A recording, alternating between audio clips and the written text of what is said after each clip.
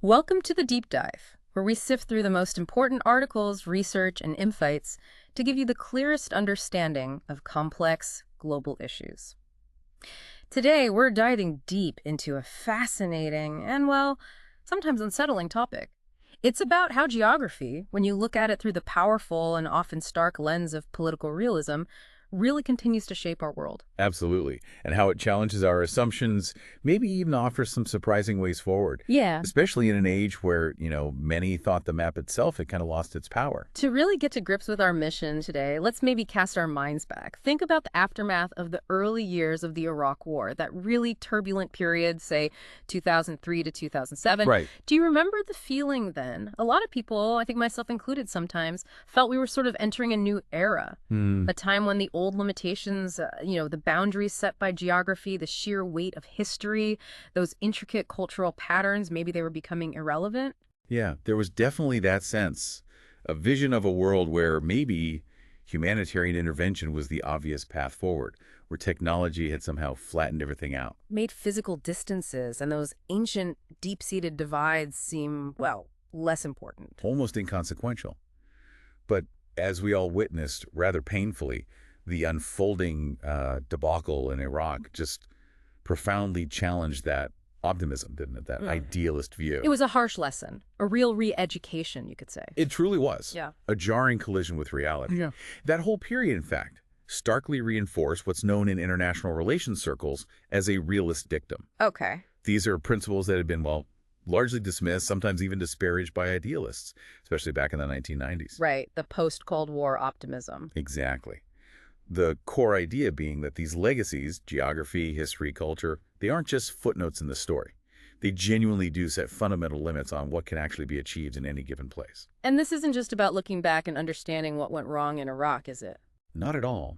It's really about a crucial, frankly overdue, reevaluation of how we understand global events more broadly, and perhaps more importantly, how states actually behave once you strip away our preferred narratives or ideals. It forces you to ask, were we looking at the world through maybe an entirely unsuitable lens? And if we were, what does that mean for everything else we thought we understood? That's the core question. And, when we grapple with making sense of these complex, often devastating events, we instinctively reach for historical analogies, don't we? It's a very human way to process something unfamiliar. We do. It helps us frame things. But our sources today are quite clear on this. Relying too heavily on just one analogy can be incredibly misleading, even dangerous. Absolutely. Take the Vietnam analogy. It became incredibly prominent, especially concerning Iraq. Right, it's almost always brought up to talk about the limits of power, the dangers of overreach, the quagmire. Exactly. But then on the other side of the coin, you have the Munich analogy, appeasement, which conversely warns us about the perils of not acting, the necessity of overcoming limits when you're confronting real tyranny. So each one, taken alone, can push you in the wrong direction. Precisely. Lean too hard on Vietnam, and you risk sliding into a kind of unhealthy isolationism. Maybe what Fukuyama called the easy prejudice of low expectations. You become hesitant to act, even when intervention might be needed. Okay. But conversely, if your only focus is the lesson of Munich, you might become almost obsessed with avoiding any hint of appeasement. And miss the nuances. You could miss the subtle moves of tyrannical states that don't operate by the same rules, like Nazi Germany or Imperial Japan learned after World War I. They weren't afraid of being called appeasers. So the critical insight here, the one our sources really highlight, is that the right policy, or at least the policy with the best chance, emerges only when both the lessons of limits and the lessons of overcoming limits are given, well, equal weight. Equal measure. Exactly. It's about a nuanced understanding, knowing when to respect the boundaries, geographical or otherwise, and when you might need to push right up close to the edge without actually stepping over. That takes a specific kind of wisdom, a real balancing act. It definitely sounds less like a formula you can just apply and more like a craft, an art form almost. Our sources really emphasize that. They state quite clearly that true realism is an art more than a science. It's not just cold, hard calculations or ticking off boxes on a checklist. There's more to it. Definitely. They argue that the temperament, the personality, the sheer intellect of the statesman or policymaker are equally, maybe even more crucial. There's this deeply human, almost intuitive element right at the heart of this seemingly stark unsentimental philosophy. So it's not just about what you know, but how you think, how you perceive the world. Absolutely. And while you can trace the sort of raw, unfiltered insights of realism way back maybe 2,400 years to Thucydides. Right, the Peloponnesian War. Exactly. He offered this almost illusion-free dissection of human behavior. But the modern articulation of this philosophy, the one we're really digging into today, was perhaps most thoroughly laid out in 1948. Okay, what happened then? That's when Hans J. Morgenthau, who was a German refugee, came to teach at the University of Chicago. And he published his really groundbreaking work, Politics Among Nations, The Struggle for Power and Peace. Ah, Politics Among Nations, that's the foundational text, isn't it? It became the bedrock of modern realism, yes, and it remains profoundly influential even today. So Morgenthau becomes the central, almost towering figure in the field. And his core argument, especially for our deep dive today, seems incredibly relevant. He asserted that realism is crucial to a proper appreciation of the map, and in fact leads us directly to it. A direct link, philosophy straight to the physical world. Exactly. It connects this abstract way of thinking directly to a very tangible physical representation of the world, the map. So our overarching mission today is to really understand how geography, viewed through this powerful and, yeah, often uncomfortable lens of realism, continues to shape our world. How it challenges our assumptions. And maybe, just maybe, offers some surprising pathways forward for navigating all its complexities. Okay, let's really unpack this. So we start digging into Morgenthau's ideas, and he builds his entire argument on a remarkably fundamental premise: human nature itself. Right, back to basics. He believed the whole international system, the world as we actually experience it, is the result of forces inherent in human nature.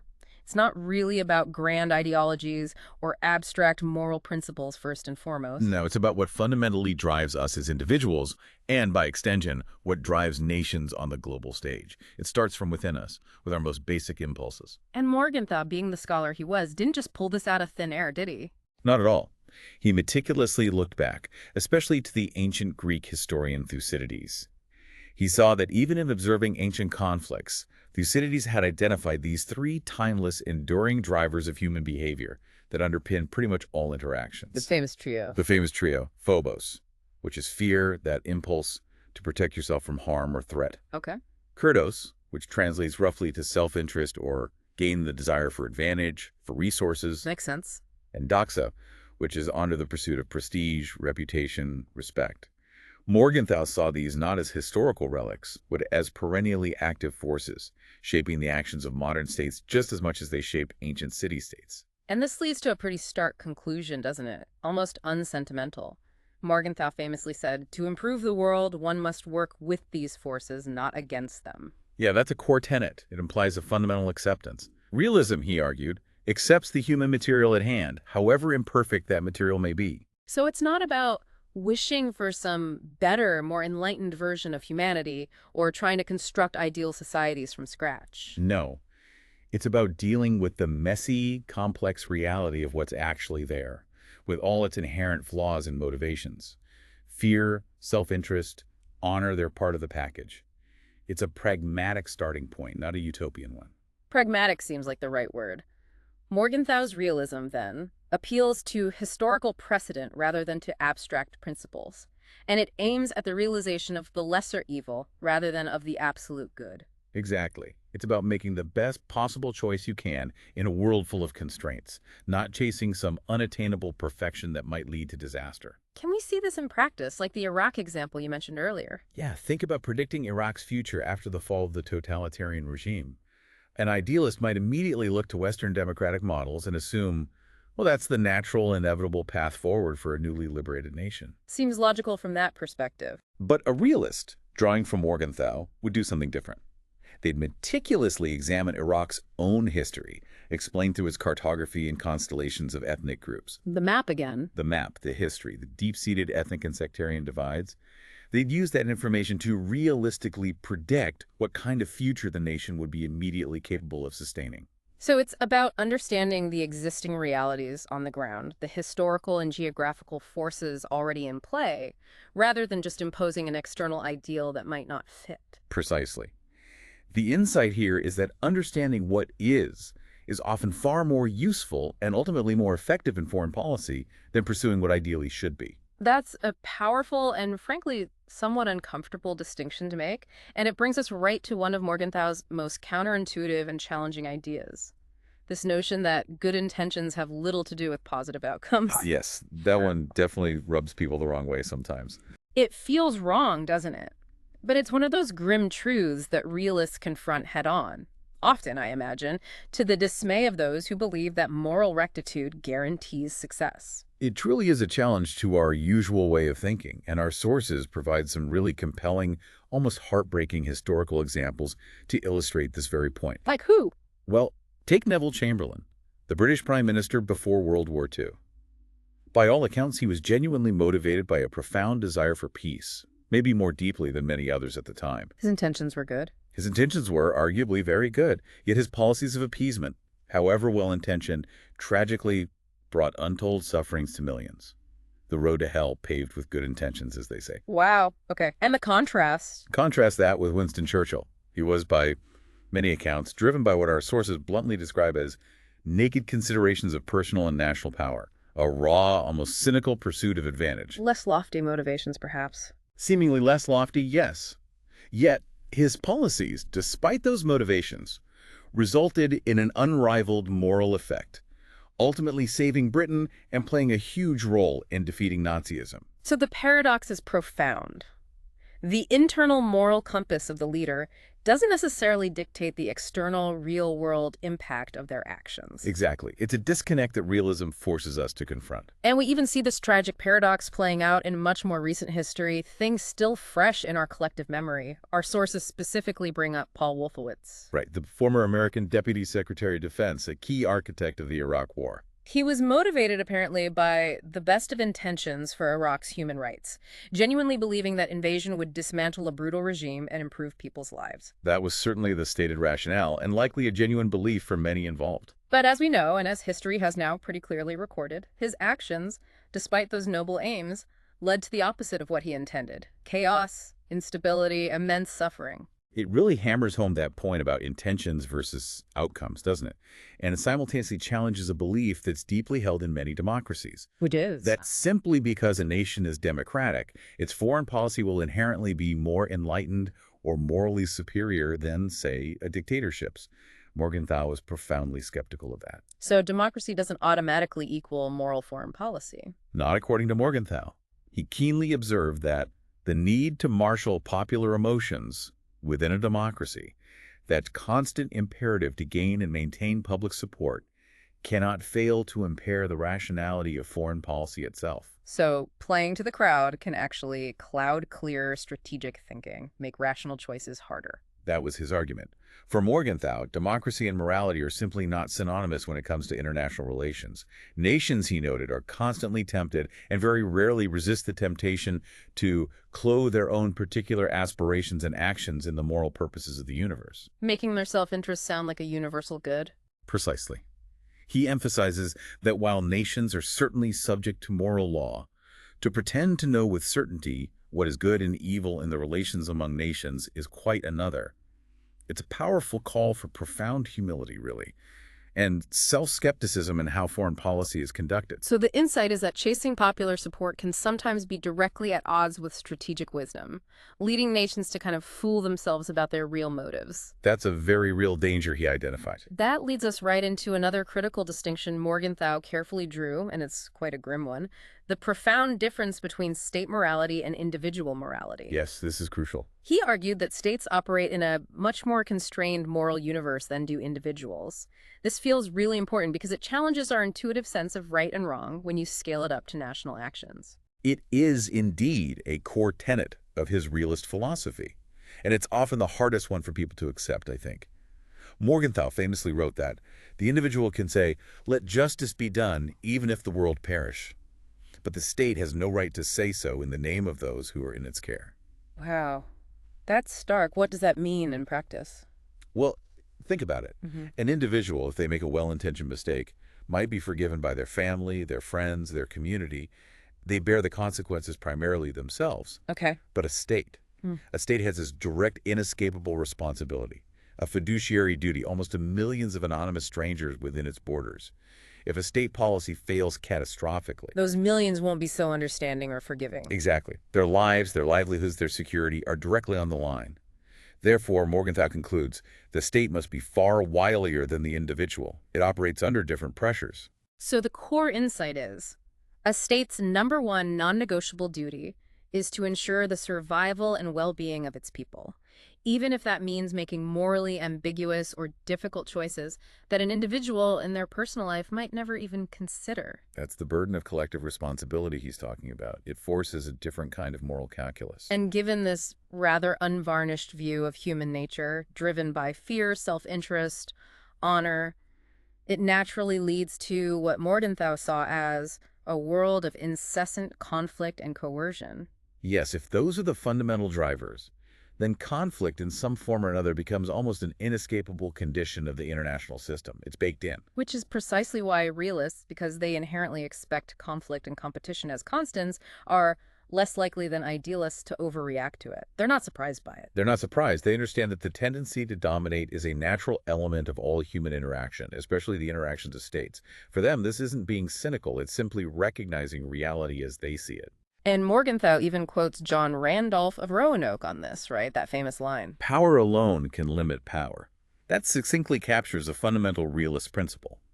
And it's why realists tend to be deeply skeptical of international institutions like the UN or various treaties as standalone solutions for achieving lasting peace or fundamentally changing how states behave. They see limitations there. They see inherent limitations, yes. So is the core of their skepticism that they see these international institutions as just a reflection of the existing power dynamics between nations, rather than something that transcends them? Exactly right. Realists argue that such institutions are merely a reflection of the balance of power of individual member states, which, in the final analysis, determines issues of peace and war. So signing a treaty or joining the UN doesn't fundamentally change a state's pursuit of its own interests. Not in the realist view. And yet, here's the paradox. Even this balance of power system itself, which is theoretically supposed to keep things in check by preventing any single state from becoming too dominant. Even that is inherently unstable, according to Morgenthau. Yes, by definition unstable, he argued, which leads to this perpetual, uneasy tension in the system. That sounds like a constant treadmill, a struggle without any stable resting point. Why? Why is the balance of power inherently unstable in his view? What makes it so precarious? Because every nation existing in this state of insecurity, constantly worried about miscalculating the current balance of power, feels this unceasing pressure, this imperative, to seek to compensate for its perceived errors by aiming constantly at a superiority of power. So it's a relentless, nervous striving for an edge, a preemptive move to avoid being caught out. Exactly, a constant jockeying for positions. Our sources give the perfect historical example, World War I. Morgenthau argued that Habsburg Austria, Wilhelmine Germany, and Tsarist Russia all sought to adjust the balance of power in their favor and gravely miscalculated. Leading to a catastrophe none of them really intended or fully foresaw on that scale. Precisely. The insight here is pretty stark. The very mechanism supposedly designed to maintain peace, the balance of power, often contains the seeds of major conflict, precisely because of states' inherent insecurity and their constant desire for advantage. Okay, so if even the balance of power itself is inherently unstable and prone to these grave miscalculations, what then, according to Morgenthau, is the ultimate limit on war? What stops this incessant conflict and coercive behavior among nations if it's not institutions or the balance of power? This is where Morgenthau, the hard-nosed pragmatist, offers something surprisingly, well, almost hopeful. Almost wistful, perhaps. Really? What is it? He posited that it is ultimately only the existence of a widespread, universal moral conscience among humanity, a collective sense that views war not just as a tool of policy, but as a natural catastrophe to be avoided at almost any cost. So a deep shared revulsion to the act of war itself, a recognition of its horrific cost. Exactly. That, he believed, could be the ultimate restraint. It points towards a human capacity for moral evolution that actually goes beyond the cold calculus of power politics. And here's where it gets really interesting. So thinking back to those years after the intense violence in Iraq, say 2003, 2007, there was this pervasive feeling, almost a mantra you heard everywhere, that we all claimed for a time to have become realists. Yes, that sentiment was definitely out there. It was as if the harsh lessons learned in Iraq had fundamentally shifted everyone's worldview towards realism. But If we really think about how Morgenthau defines realism with all the difficult nuances we've just discussed, All the uncomfortable bits. exactly, the crucial question has to be, is that really true? Did we actually adopt Morgenthau's profound, sometimes deeply uncomfortable realism? Or were we maybe just using the label for something else, something more convenient? That's a critical point to reflect on, absolutely. For instance, did most of those who opposed the Iraq War on what they called realist grounds also fully accept Morgenthau's rather unsettling truth that there isn't necessarily a direct, inherent link between democracy and morality when it comes to foreign policy outcomes? Good question. Our sources are keen to point out that Morgenthau himself famously opposed the Vietnam War. And he did so not just on ethical grounds, but crucially also on grounds of national interest. Both ethics and national interests. Both. This principled stance, combining moral considerations with a very clear-eyed assessment of what served the national interest, makes him, for many people, the realist with whom we can all feel most comfortable. He wasn't advocating some cynical power-at-all-costs approach. It was about restraint and responsibility. Right, because he was primarily an academic, an intellectual throughout his life. He didn't seem to have that same apparent thirst for power and position that other realists, such as Kissinger and Scowcroft, have demonstrated, as our sources put it. True, his background is different. And his writing style was notably restrained, almost dry sometimes. It lacked that sharp, often provocative edginess you might associate with a Henry Kissinger or maybe a Samuel Huntington. A different tone, definitely. So, if even this more comfortable version of realism, this principled restraint, is the actual standard, did we truly adopt it in the post-Iraq soul-searching, or was it perhaps more a convenient label we reached for to cover a bruised idealism? Well, the hard truth is, and there's really no getting around it, realism, even the more tempered Morgenthau variety, is supposed to make you uneasy. It's not meant to be a comfortable or reassuring way of looking at the world. Why not? What's inherently uneasy about it? Because realists operate from the fundamental premise that international relations are ruled by a sadder, more limited reality than that governing domestic affairs. Think about the difference. Domestically, within a reasonably well-ordered state, we generally have established laws, courts, police, a legitimate government that holds a monopoly on the legitimate use of force. There's a sort of Hobbesian Leviathan, a powerful authority figure to enforce contracts, punish wrongdoing, and maintain basic order. We take that for granted, mostly. We do. But on the global stage, in the world as a whole, that's simply not the case. There is no overarching world government, no global police force with real teeth. So internationally, it's still much more like a state of nature, where the most basic impulses can emerge without those legal constraints. Exactly. Just beneath that sometimes thin veneer of civilization and international norms, the bleakest forces of human passion, fear, self-interest, the drive for honor or dominance can, and often do, emerge unconstrained by a higher authority. And for realists, then, the central, stark, and often brutal question in foreign affairs boils down to what? It boils down to who can do what to whom. It gets right to the core of power dynamics without the usual moralizing or idealizing layers we often add. That's blunt. It is blunt. The insight here is that the international system inherently lacks the kind of order and enforcement mechanisms we rely on domestically, making it a perpetually precarious and dangerous environment. It makes complete sense, then, why this whole approach, particularly its consciously amoral focus on interests over values, might feel so alien to the American tradition. Ashley J. Tellis, from the Carnegie Endowment, observed exactly that. Yes, he said, realism is alien to the American tradition. It is consciously amoral, focused as it is on interests rather than on values in a debased world.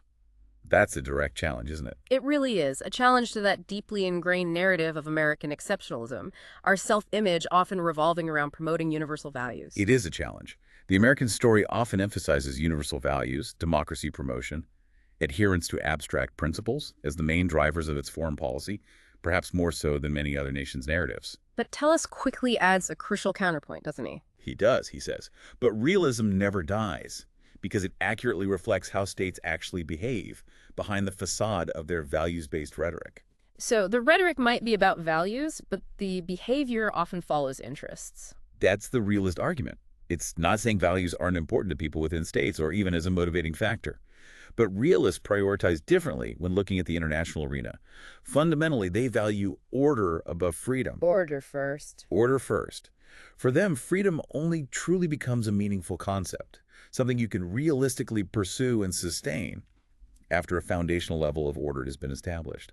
Without basic order, freedom can very quickly devolve into anarchy and chaos. And we saw a stark, painful illustration of exactly that point in Iraq after the invasion, didn't we? The complete breakdown of order, the ensuing chaos, the horrific violence. Yeah, It was a profound lesson in the cost of absent order. precisely. Our sources note, quite chillingly, that in Iraq, order, even of totalitarian dimensions, turned out to be more humane than the lack of order that followed. That's a profoundly difficult truth to confront, that a tyrannical peace could, in purely humanitarian terms, be less destructive than an anarchic freedom. It's deeply uncomfortable. And because world government, a single global authority, will likely forever remain elusive, there's never going to be fundamental universal agreement on how to achieve social betterment or what the global ideal even looks like. The world is therefore destined to be governed by different kinds of regimes and in some places by tribal and ethnic orders. This aligns with what realists have argued for centuries, right? From the ancient Greeks and Chinese all the way through modern thinkers like Raymond Aron or Jose Ortega y Gasset. Yes, they've consistently believed that war is naturally inherent in the division of humanity into states and other groupings.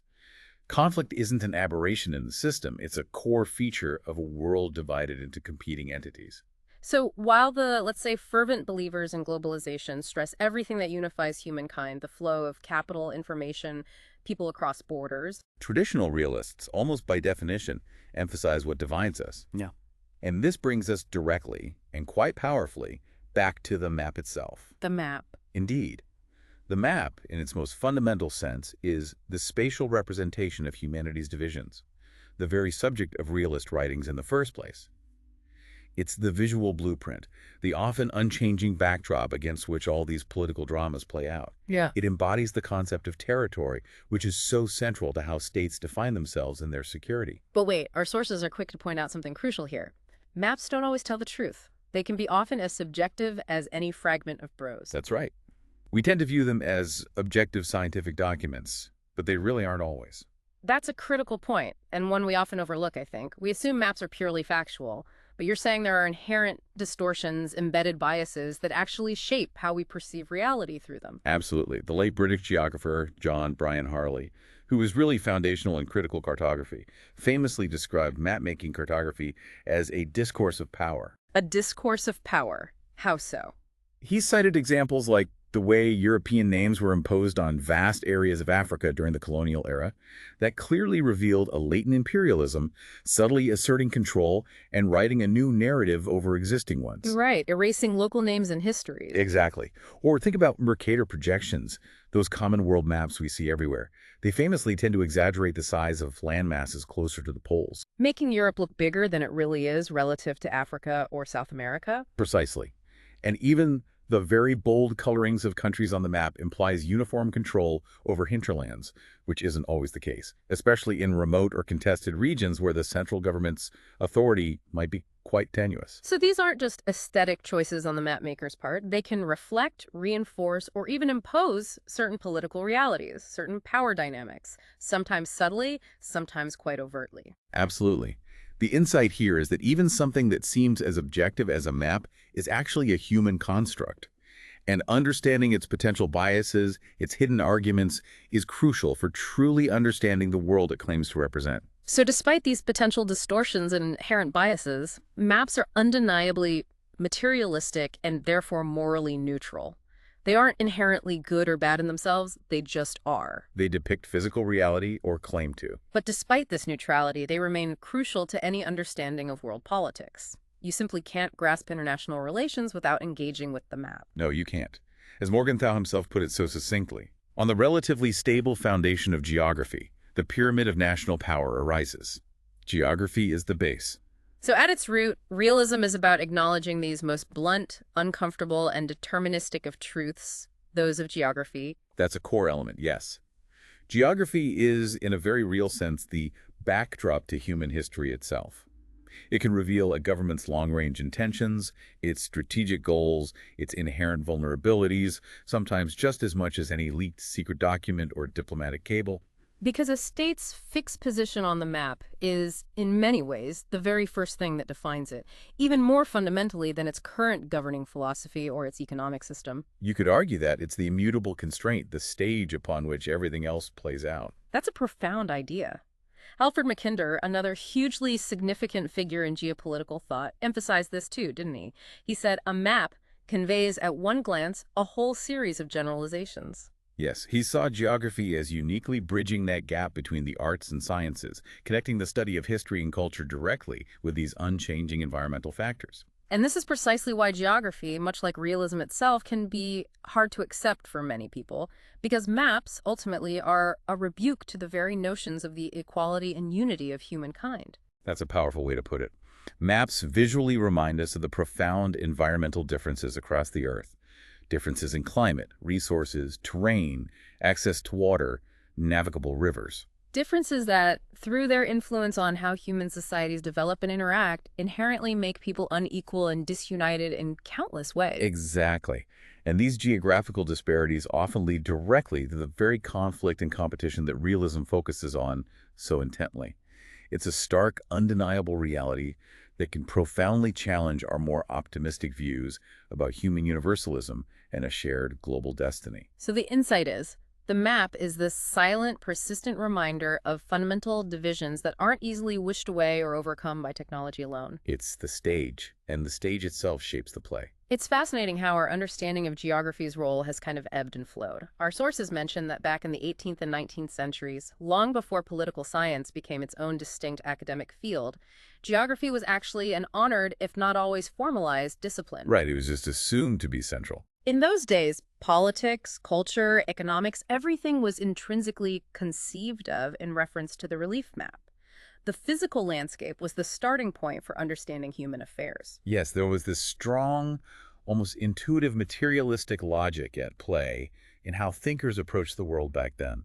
The prevailing idea was, quite simply, that mountains and tribes matter more than the world of theoretical ideas. Wow, that's putting it bluntly. Or, to put it even more starkly, the physical world, its contours, its resources, and the human groups shaped by it were considered the first order of reality. Ideas, however important or uplifting, were seen as secondary, derivative. So, a much less abstract view of international affairs focused on the concrete physical realities that directly shape societies, their interactions, their conflicts, their potential. Exactly, it was grounded in the tangible. And it's this very logic, this return to the primacy of the physical map, that our sources suggest was, perhaps unconsciously at first, fully embraced during the Iraq War. That phrase, the revenge of geography. It wasn't just a catchy title. No, it marked a profound psychological and intellectual shift, didn't it? It was the culmination of a cycle that followed that earlier post-Cold War optimism about, the defeat of geography through air power or the triumph of humanitarian interventionism. Ideas that had really defined that initial post-Cold War moment. And suddenly, bam, the old constraints were back, and with a vengeance. It was a very stark, very humbling return to the lowering basics of human existence. Instead of that feeling of steady improvement, the inevitable march towards global democracy and interconnectedness that many had envisioned. We were abruptly brought back to the grim, immediate acceptance of the next struggle for survival. Right. And this, by association, meant confronting the severe restraints with which geography burdened us in places such as Mesopotamia and Afghanistan. It was a painful, incredibly expensive re-education in the enduring, immutable power of the physical world. So the insight is, ignoring geography doesn't make it vanish. It just means it will eventually reassert its influence, often with really painful consequences. It always comes back one way or another. But, okay, even within this rather sad acceptance, this acknowledgement of fundamental constraints, our sources offer a crucial counterpoint. They state quite explicitly that there is hope here. Yes, that's vital. It's not all doom and gloom. We're not simply fatalistically bound by the dictates of the map, with no agency whatsoever. This is an important nuance to grasp. Absolutely. And it's so important to avoid misinterpreting realism as just pure fatalism. The core argument here is actually more optimistic, in a way. It's that by becoming more expert at reading the map, by truly understanding its implications. And technology can help with that, Yep. like the Arab Spring showed with information spreading. Exactly. Technology can aid that understanding. By doing that, we can stretch some of the limits the map inflicts. We can find ways to work within or around those constraints more effectively. So this isn't about fostering some narrow-minded isolationism, just shrugging your shoulders at global problems because geography. Quite the opposite, actually. Our sources suggest that overstretching your resources because you lack geographical understanding can actually cause an isolationist backlash at home, precisely because interventions fail expensively. So understanding the limits helps you avoid failures that then fuel isolationism. Right. It's about avoiding those kinds of miscalculations through better knowledge, leading to more sustainable engagement. So it's about appreciating the map's constraints so that maybe counterintuitively, we don't always have to be completely bounded by them. I like that quote from the English geographer W. Gordon East, "Nature imposes, man disposes." That sums it up beautifully.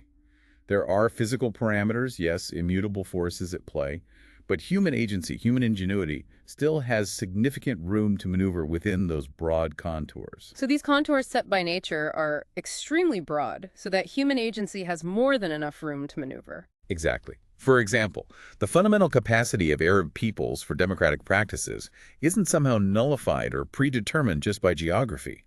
Even if, as our sources say, the spatial arrangement of Libyan tribes and of the mountain ranges in Yemen will continue to play crucial roles in those countries' political development. So those geographical factors create specific challenges, specific pathways, but they don't dictate the final outcome. Precisely.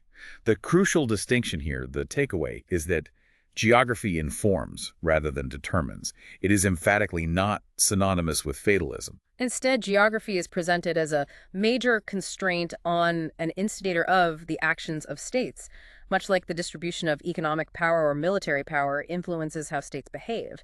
It's a profound influence, yes, but not an ironclad destiny. A very powerful influence, but not the only factor. That's a powerful and really memorable statement from the Yale professor Nicholas J. Spikeman back in 1942.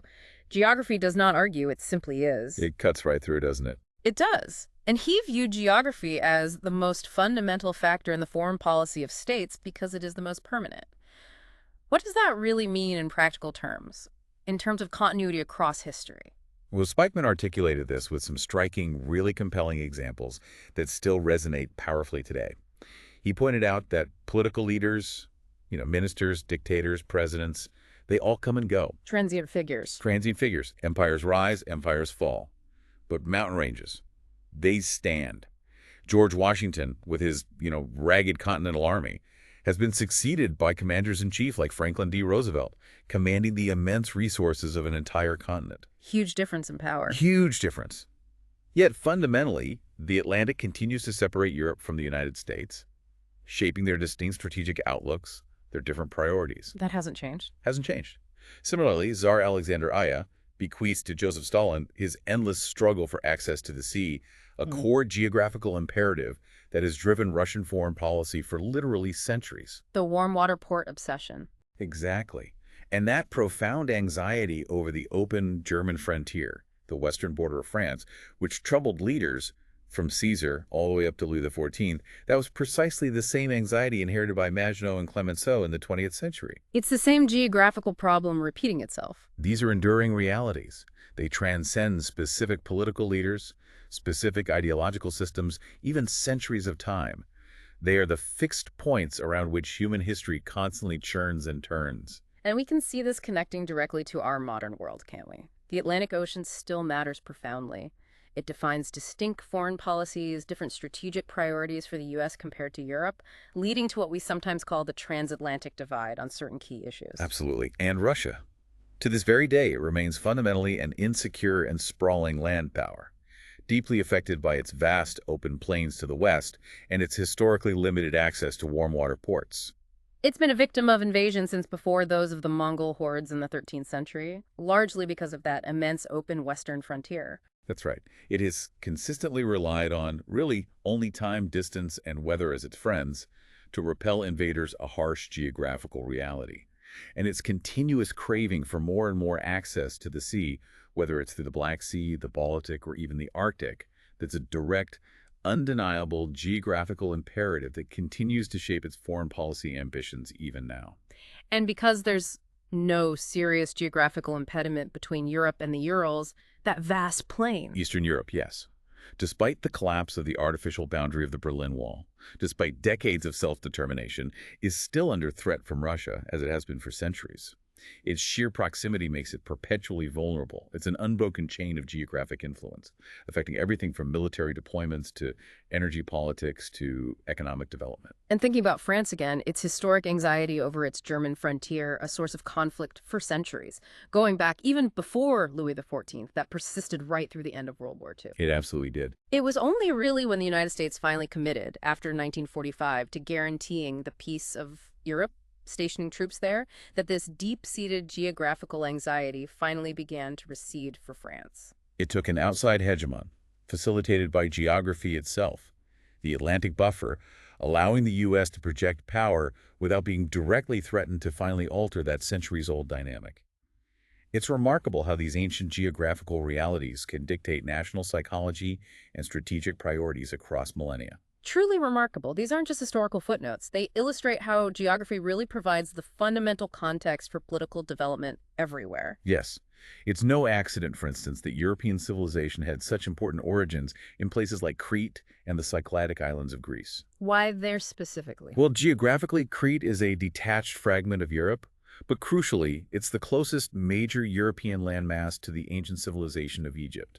Similarly, the Cycladic Islands are the closest European points to Asia Minor. Proximity matters. Proximity matters. And both locations, because they were islands, were for centuries relatively safe from the ravagers and armies sweeping across the continental landmasses. This protective situation allowed them to flourish culturally and commercially. Geography, in these instances, constitutes these very basic, often taken for granted facts about international affairs, the quiet underlying influences that shape almost everything else. So looking across Europe, what could be a more central fact of its entire history than the fundamental difference between Germany being a continental power, essentially landlocked in its core, and Great Britain being an island nation? The differences in their strategic cultures, their approaches to the world, are truly striking, aren't they? And largely geographically driven. How so? Well, Germany, as a continental power, faces both east and west with no mountain ranges to protect it along its most crucial borders. This inherent geographical vulnerability, this exposure on multiple fronts, has historically contributed to what our sources rather bluntly call pathologies from militarism to nascent pacifism. Meaning, it's a nation constantly searching for a grand strategy to cope with its dangerous and exposed location, leading to these sometimes dramatic pendulum swings in its foreign policy and military posture over time. Okay, and Britain? Britain, on the other hand, being secure in its borders with an oceanic orientation, was largely insulated from the constant land-based conflicts that plagued the continent for centuries. This security allowed it to develop a democratic system far ahead of many of its neighbors, partly because it didn't face that constant threat of invasion, forcing a strong, centralized military state early on. And its oceanic focus also fostered that special transatlantic relationship with the United States, given their shared maritime outlook. Absolutely. Shared heritage, shared strategic perspective focused on sea lanes and global reach, rather than continental land borders. And Alexander Hamilton, one of America's founders, even weighed in on this difference, didn't he? He wrote something quite insightful about Britain's island status. He did. He wrote that if Britain hadn't been an island, its military establishment would likely have been just as overbearing as those of the major continental European powers. In his view, Britain would, in all probability, have become a victim to the absolute power of a single man, succumbing to the authoritarian tendencies that often arise from the need for constant defense against land-based threats. That's a profoundly insightful observation from someone who clearly understood power dynamics. Hamilton recognized how geography essentially gave Britain a unique buffer, allowing it to develop a different political trajectory. He absolutely did. Yet even for all its island security, Britain's relative proximity to continental Europe, just across the English Channel and the North Sea, meant it was still in constant danger of invasion through much of its history. Right, from the Spanish Armada to Napoleon, and again facing Nazi Germany in World War II. Exactly. And this proximity also gave Britain a particular, enduring strategic concern over centuries regarding the politics of France and the Low Countries, the Netherlands and Belgium, right across those narrow waters. Their fate was directly linked to Britain's security. So even seemingly advantageous island geography comes with its own specific set of enduring strategic considerations and vulnerabilities. It's not a simple get-out-of-jail-free card. No, geography is. Yeah. Even beneficial features come with their own inherent strategic challenges and imperatives. Okay, let's shift focus now to a more contemporary example that really highlights this idea of geographical advantage. China versus Brazil. Our sources pose a very direct question here. Which is? Why is China ultimately more important than Brazil? Even if, hypothetically, they had similar levels of economic growth, similar population sizes, the answer, our sources argue quite forcefully, comes down to one overwhelming factor. Let me guess. Geographical location. You got it. Yeah. Geographical location. The differences are really striking when you lay them out, Yeah. and they're fundamental to their reelected global standings. Huh. China commands the main sea lines of communication connecting oceans and continents. That gives it immense leverage over global trade routes, energy flows, Strategic choke points. strategic choke points, exactly.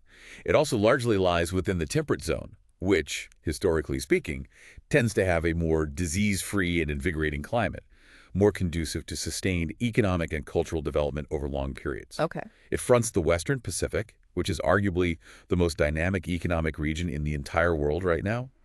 And crucially, it has significant land depth reaching westwards into oil and natural gas-rich Central Asia. Giving it a land-based energy security option, an alternative to potentially vulnerable sea lanes. Precisely. A huge strategic advantage.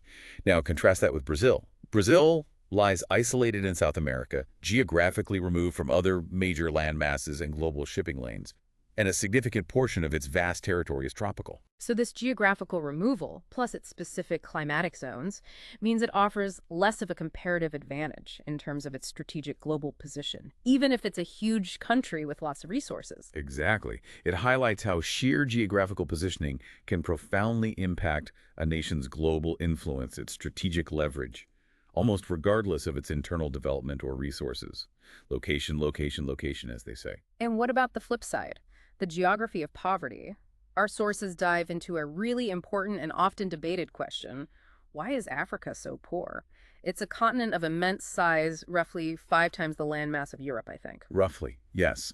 Yet its coastline, south of the Sahara, is incredibly short relative to that size. Barely more than a quarter as long as Europe's incredibly intricate and lengthy coastline. And it's not just the length, is it? That coastline lacks many good natural harbors. There are exceptions, like the historically significant East African ports that traded vigorously with Arabia and India. Mombasa, Zanzibar. Right. But generally, good harbors are scarce. And crucially, few of tropical Africa's major rivers, the Congo, the Niger, the Zambezi, are navigable very far inland from the sea. Why is that? Because they tend to drop abruptly from interior tablelands down to the coastal plains via dramatic falls and rapids. Think Victoria Falls on the Zambezi, or the Livingstone Falls on the Congo. Ah, so that inherent geographical feature severely isolates inland Africa from the coast, making trade, transportation, economic development incredibly difficult and expensive. Exactly. It's a massive natural barrier to both internal and external commerce, something Europe, with its network of navigable rivers reaching deep inland, didn't face to nearly the same extent. Plus, you have the sheer size and unforgiving nature of the Sahara Desert acting as this massive, almost impenetrable barrier for centuries, hindering meaningful contact between sub-Saharan Africa and the great Mediterranean civilizations, limiting the flow of ideas, technologies.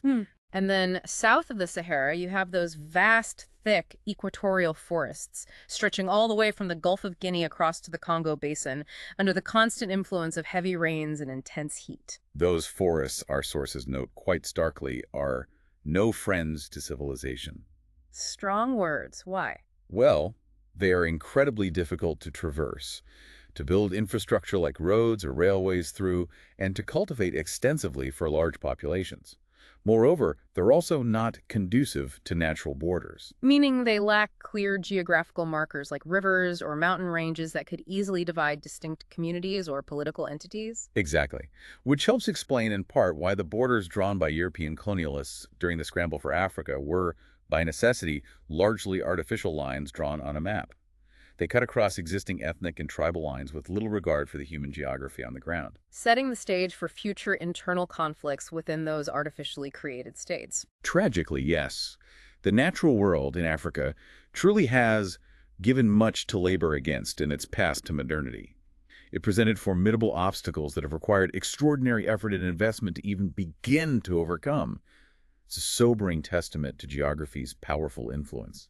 And these patterns, these geographical influences on prosperity, they extend far beyond Africa, don't they? They impact regions all across the globe. Our sources highlight, for instance, how a high proportion of the world's most feeble economies are landlocked. Cut off from the vital arteries of sea trade, yes, that's a huge disadvantage. Similarly, tropical countries are, generally speaking, demonstrably poorer on average, while the high-income countries are mostly found in the middle and high latitudes. And here's where that critical concept of the diffusion of knowledge and innovation comes back into play, right? The idea that the temperate, east-west oriented Eurasia is much better off than north-south oriented sub-Saharan Africa because technological diffusion works much better across a common latitude. Exactly. What does that mean?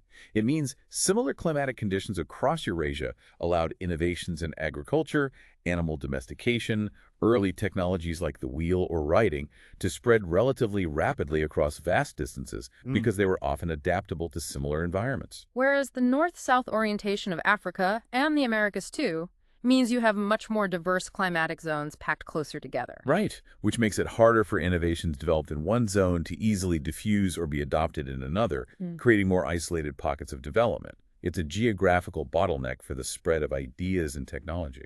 So it's no accident then that the world's poorest regions today tend to be where geography, through factors like soil suitability, maybe supports high population densities, but not robust economic growth, precisely because of their distance from vital ports, navigable rivers, or later railhead. Central India, inland Africa.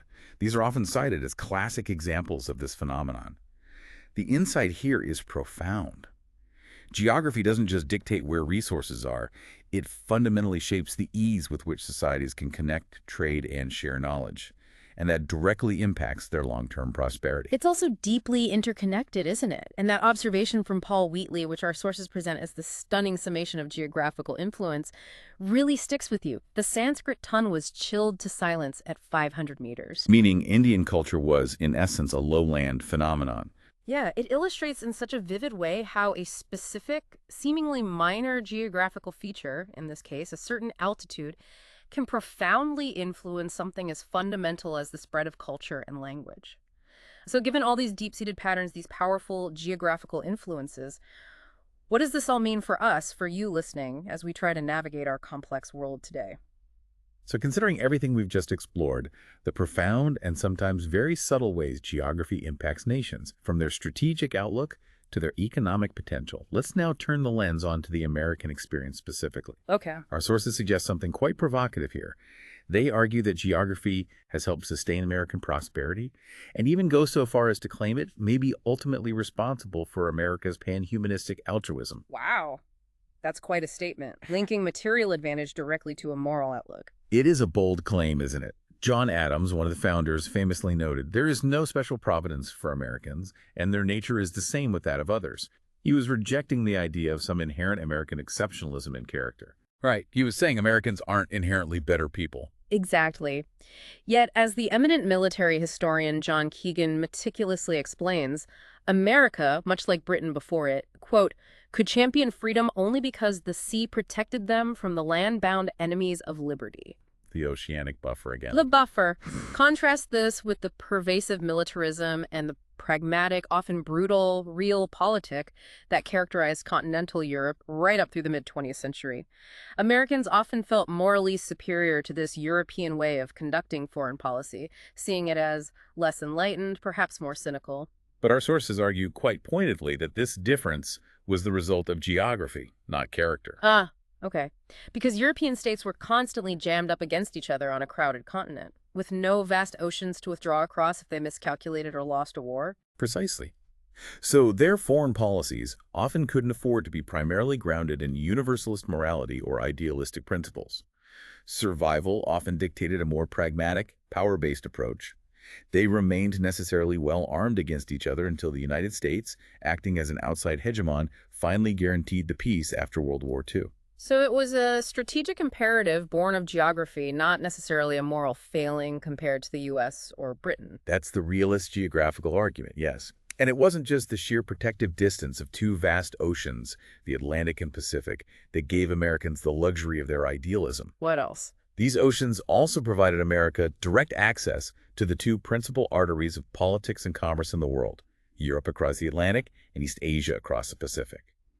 And crucially, the immense riches of the North American continent lay between these two strategic bodies of water, largely insulated and secure. That unique, almost unparalleled geographical position has profoundly shaped America's global role, hasn't it? Giving it a level of security and global access that very few other great powers in history have ever enjoyed. It's arguably the defining feature of America's place in the world. But here's a fascinating paradox, isn't there? These very same oceans, the ones that provided such security and luxury by separating America so dramatically from the Old World's conflicts, they also ironically created a virulent strain of isolationism that has persisted to this day. It's the flip side of that geographical blessing, yes, an enduring tension in American foreign policy. The United States zealously resisted great power politics for almost 200 years outside its immediate sphere of influence in the Americas. Our sources remind us that even the shocking breakdown of the European order in 1940, with Nazi Germany rampaging across the continent, Even that failed to directly draw America into World War II. It took the direct attack on Pearl Harbor in December 1941 to fundamentally shift American public opinion and policy. and even after that massive global conflict, the U.S. again quickly withdrew troops and sought a more limited global role. Until Soviet aggression in Eastern Europe and then North Korea's attack on South Korea forced its troops back to Europe and Asia for decades during the Cold War. So this oscillation we've seen, especially since the Cold War's end, between periods of quasi-isolationism and idealist-minded interventionism, that's fundamentally rooted, you're saying, in those two defining vast oceans. At its most basic level, yes. They allow for periods of detachment and idealism, but they also create a sense of distance, both physical and psychological, from complex global realities that don't directly or immediately threaten the homeland. So this brings us to the common idea, especially in the tech-optimistic era, that technology has canceled geography.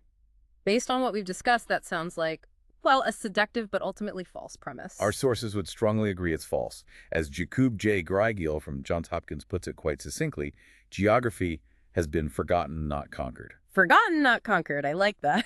And Colin S. Gray, who is a longtime advisor on military strategy, calls the idea that technology cancels geography even more pointedly a plausible fallacy. A plausible fallacy. Why? Because the truth is, as we've seen so clearly in places like Iraq and Afghanistan, two very different but equally challenging geographical theaters, the physical presence of armed people in the area at issue is still fundamentally required for continuous influence or control. Boots on the ground still matter. You can't drone strike your way to nation building or lasting control. Exactly. Anyone who truly believes that geography has somehow been pivotally downgraded in military and political strategy is, frankly, as our sources put it, profoundly ignorant of military logistics. Ouch.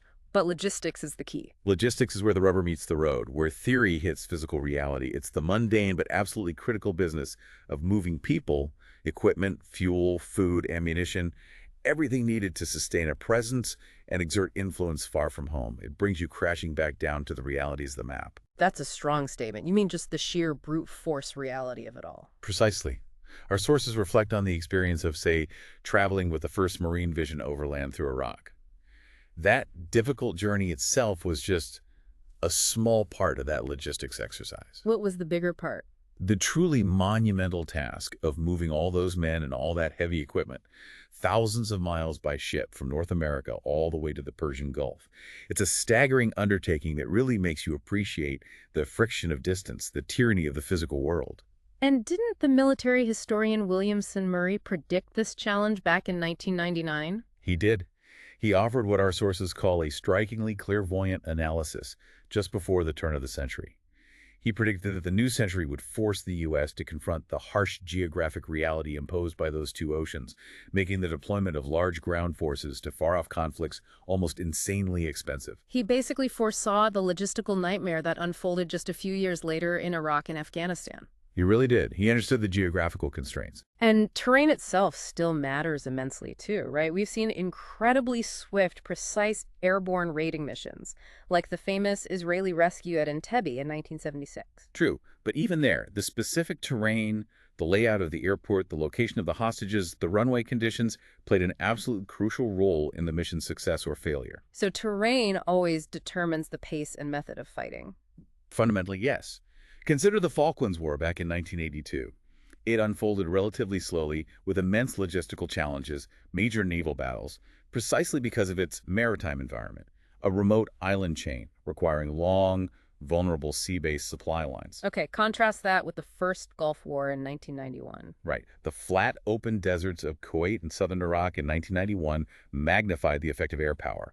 It allowed for rapid, overwhelming strikes with fewer concerns about complex ground obstacles hiding enemy forces. But then the second Gulf War, the invasion in 2003, and the occupation that followed. That quickly became different, particularly the immense challenge of holding vast and heavily populated stretches of Iraq. That quickly showed the limits of air power and thus made American forces victims of geography in a new way.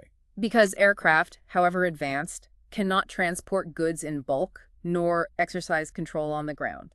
Exactly. And they often still require bases reasonably close by to operate effectively and persistently.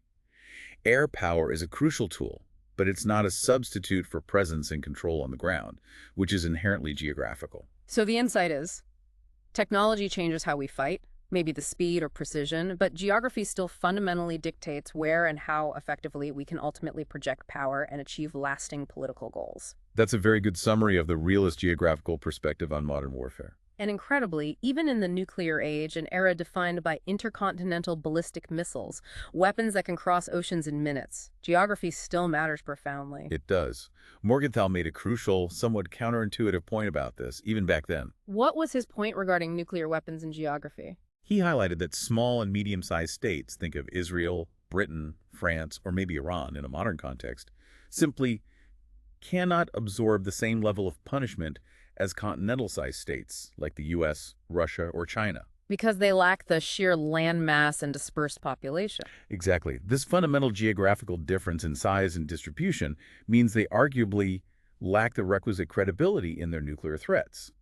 A nuclear exchange would be potentially existential for them, in a way it might not be for a vast continental power that could theoretically absorb a strike and still retaliate.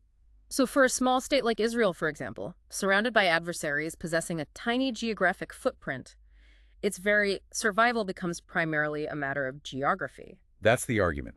This extreme vulnerability, due purely to its size and location, often forces it, strategically, to be either particularly passive or particularly aggressive in its foreign policy.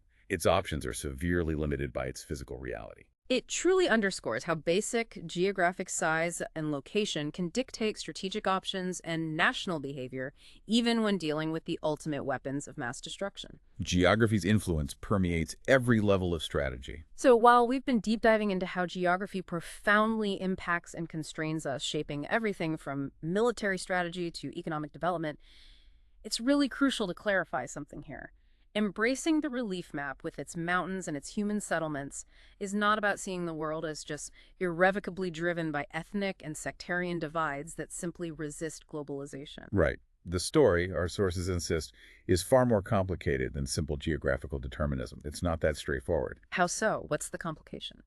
Well, in a fascinating paradox, the very forces of globalization, the ease of communication, the rapid flow of information, economic integration across borders have, somewhat counterintuitively, actually spurred the rebirth of localism. Globalization feeding localism, that seems backwards. It does, but think about it. These resurgent localisms are often built on deep-seated ethnic and religious consciousness, things that are anchored to specific landscapes, specific histories tied to place, and therefore, as our sources state, they are explained best by reference to the relief map. So global forces expose or even strengthen local geographical identities. In many cases, yes. The very globalizing forces that were supposed to flatten the world and make states less relevant have, in many instances, actually weakened the power of many states, especially artificially conceived ones, those colonial creations that didn't align well with the underlying geographical and ethnic realities on the ground. And this weakening has exposed a fractious, tottering world in critical areas where the superficial state structures imposed from outside are crumbling to reveal deeper geographical and historical divisions that were always there. Exactly. That's what we've seen in many parts of the world. And we've witnessed this play out vividly in the rise of, say, pan-Islamic movements, which seem to gain strength and influence across that vast Afro-Asian arc of Islam. Even as individual Muslim states themselves are, ironically, often under siege from within, struggling with their own internal ethnic or sectarian divisions. It's a really complex, multi-layered interplay of global forces interacting with local geographical realities. It is complex. And our sources present Iraq and Pakistan as two prime examples of arguably the two most illogically conceived states between the Mediterranean Sea and the Indian subcontinent when you view them purely through the lens of geography. Basically, lines drawn on a map by colonial powers that didn't neatly correspond to the physical and human landscape they encompassed.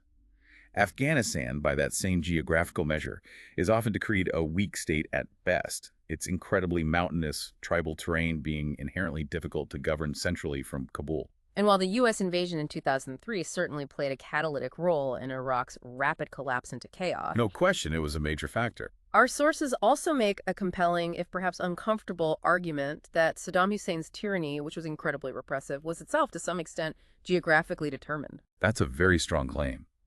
How could a dictator's brutal repression be geographically determined? That sounds like a difficult, maybe even dangerous connection to make. It is challenging. The argument goes like this. Every Iraqi dictator, including Saddam, had to be more repressive than the previous one, simply in order to hold together a state with no natural borders. A state composed of historically distinct and often antagonistic groups. Kurds in the north, Sunni Arabs in the center, Shiite Arabs in the south. Right. All seething with a well-articulated degree of ethnic and sectarian consciousness. The lack of natural, defensible borders within the country, combined with the artificial imposition of a single state structure over these deeply divided groups, meant that only increasing levels of authoritarian force could maintain any semblance of national cohesion. So the insight, however uncomfortable, is that geography doesn't just influence the terrain of battle outside a state's borders, but can also shape the very nature of governance required internally to hold a diverse, geographically fragmented country together. When a state lacks natural internal coherence, it might necessitate greater external force simply to prevent fragmentation. That's the core of that particular argument. That's good. And this is crucial, our sources are very careful, and rightly so, not to go too far down this path. There's a vital disclaimer here, a critical nuance. Which is? This isn't about simple, inevitable fatalism. We are not powerless against these geographical and historical forces. Exactly. While the pivotal role of, say, the Zagros Mountains separating Kurdistan, or the complex historical division of the Mesopotamian plain between Sunni and Shiite areas may have profoundly influenced events, our sources explicitly state that a reasonably stable and democratic Iraq is certainly not out of the question. It's not impossible just because of the map. Not at all. And they use the Balkans as a compelling counterexample. The mountains there certainly helped divide ethnic and religious groups for centuries, fostering distinct identities and fueling conflict.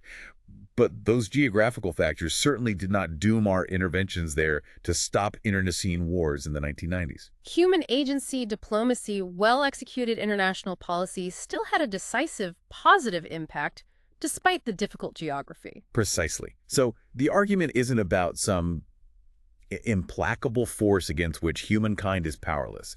It's definitely not that. Instead, it's an argument for what? A modest acceptance of fate, secured ultimately in the facts of geography, in order to curb excessive zeal in foreign policy. It sounds like an argument for humility, essentially. It is absolutely about humility, yes. And the profound benefit of embracing this modest acceptance, this deeper geographical awareness, is that the more we can curb this zeal, the more successful will be the interventions in which we do take part.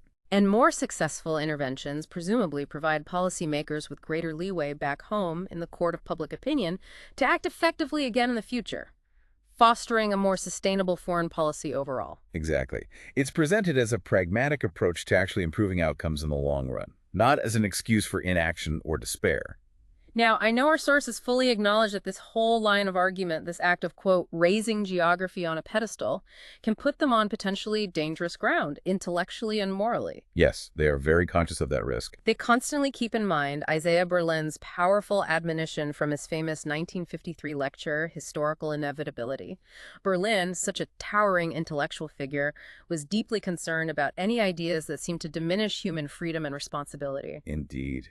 Berlin famously condemned as both immoral and cowardly the belief that vast impersonal forces such as geography determine our lives and dictate the direction of world politics.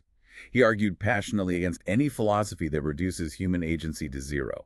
He specifically took issue with influential thinkers like Arnold Toynbee and Edward Gibbon, didn't he? For what he saw as their tendency to view abstract concepts like nations and civilizations as somehow more concrete than individual human beings. Yes, and foreseeing forces like tradition and history, with a capital H as being inherently wiser than we, which Berlin saw as a dangerous form of intellectual surrender, absolving individuals of responsibility. Because for Berlin, the individual and his moral responsibility are paramount. He believed that human motives, our choices, our intentions, our moral compass matter very much to history. They are not illusions. They are the very stuff of human experience and historical change. Absolutely. He championed individual agency. So for Berlin, you absolutely cannot just blame your actions or your fate entirely on a fixed landscape or an immutable culture. The map in this view is definitely a beginning, not an end to interpreting the past and present. It provides crucial context, but it doesn't write a preordained script for the future. Exactly. And our sources work hard to synthesize this critical balance. They state clearly that geography, history, and ethnic characteristics certainly influence but do not determine future events. That's the crucial nuance.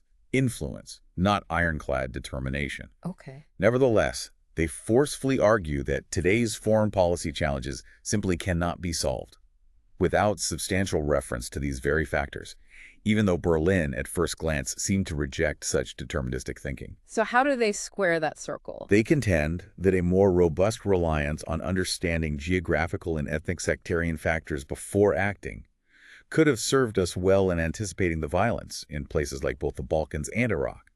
It might have allowed for more realistic planning and perhaps more successful policy choices, avoiding some of the worst outcomes. So using geography not as an excuse for failure, but as a tool for better foresight. Precisely.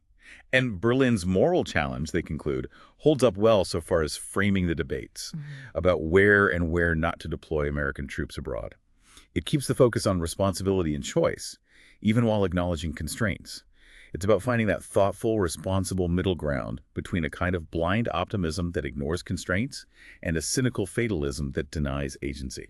Okay, so after this incredibly deep dive, where does this leave us? What do we actually do with all of this? How do we intelligently split the difference? How do we recognize the undeniable, profound importance of geography in shaping history, while also acknowledging the very real danger of overemphasizing that fact to the point of fatalism or a surrender of human agency and moral responsibility? It feels like a very fine line to walk. It is a fine line, and our sources suggest we can perhaps find intellectual harbor in Raymond Aron's sophisticated notion of a sober ethic rooted in the truth of probabilistic determinism. Probabilistic determinism. Okay, unpack that for us. The core idea here is that, yes, human choice always operates within certain contours or restraints, such as the inheritance of the past. And yes, absolutely, geography is a major one of those restraints.